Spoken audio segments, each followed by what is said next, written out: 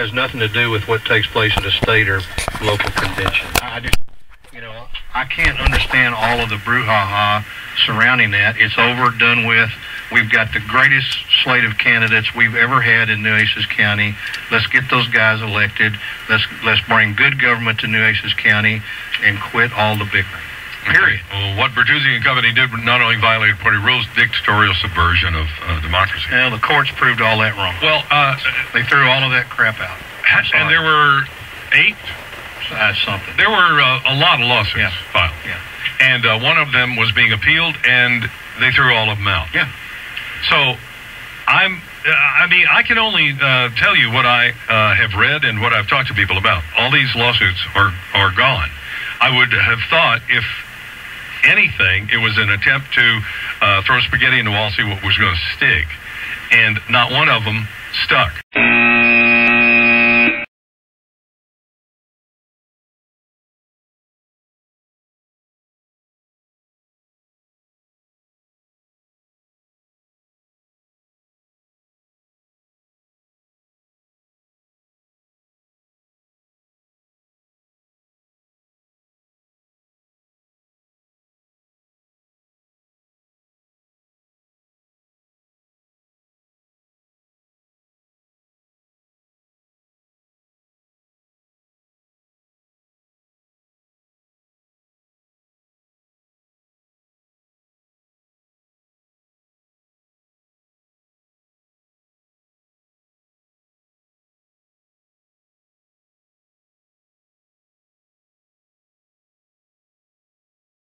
But then he adds this.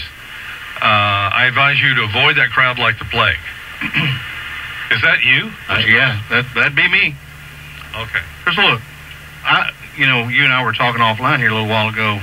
I've been going to those Republican Party meetings since, they would fit inside of a closet, and there'd be 6 of us there, and you couldn't get a conservative Republican person elected in this county for love or money. And we took it from that to what it is today, Jim, and we all should be very proud of that. Well, I don't know if this is this Tea Party stuff? No, I don't know. I don't know what it is. Well, I don't know how to label it. The Facebook stuff was the Tea Party. He said he wasn't a Ron Pauler, right? Oh, he said he wasn't. Well, I've had Tea Party people on here. They're welcome to. The Tea Party on the island, I was, that guy was on.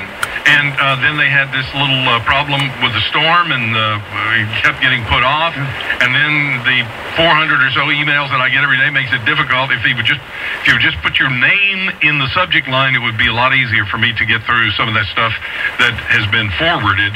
But I missed the opportunity. I've been to the tea parties.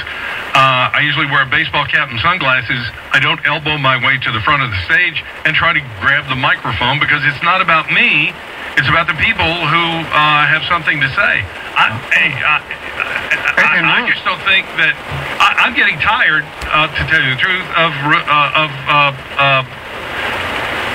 elected officials showing up and talking, egging them on, because that to me is both sides of the mouth speaking. Well, I want the Tea Party people to inform me and tell me what they want to do and how they think the government is not performing the duties that it's supposed to do. That's what I want to hear. Sure. Yeah, and I'm not going to get that from... And like I said a while ago, the bottom line is, I don't care what label or what organization you want to belong to. If you're for good conservative government, if you're for getting these EPA people out of your business and all of the other things that the Obama administration is trying to bring us, forcing the health care down your throat, if those are the things that you think are wrong, then we're all in the same boat, and we just need to row in the same direction. Here's what and I don't understand how we have to do this through email when I give the phone number every 15 minutes. Yeah. You're perfectly welcome to, and all opinions are welcome here. I mean, some of you who listen to the show quite a bit know that I put just about everybody on the air, and it's not my fault that some of them don't make sense. But I let them go anyway. All right. I have here, here's what has happened.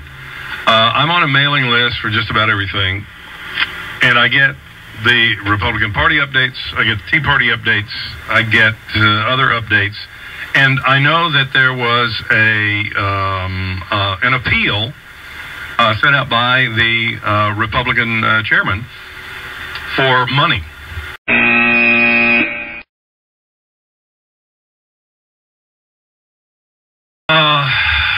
I have here here's what has happened.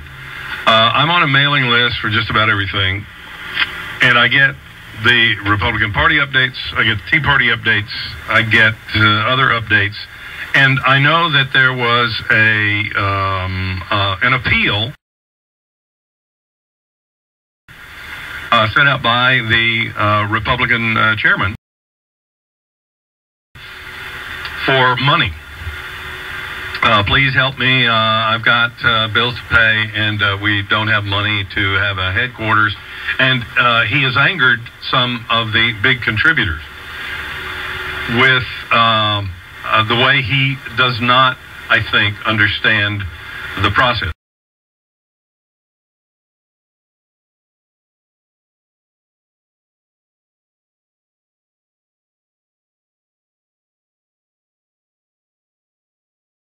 And let me just read to you what, after he requested money and sort of laid the impetus on the elected officials and the people who are running, because the candidates were asked for money the other day. They got their own problems trying to raise money for getting airtime.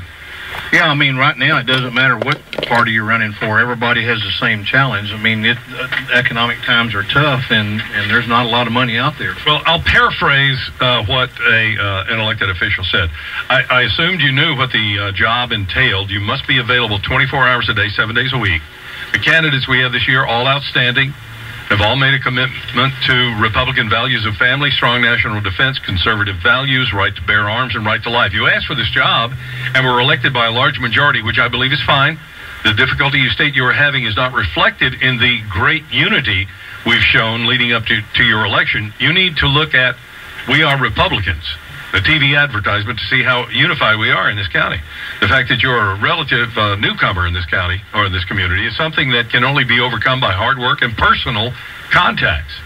I was surprised that, okay, this is me speaking. I was surprised that some of this stuff went out in email and it wasn't done face-to-face, because I know that the face-to-face is going to get you a lot more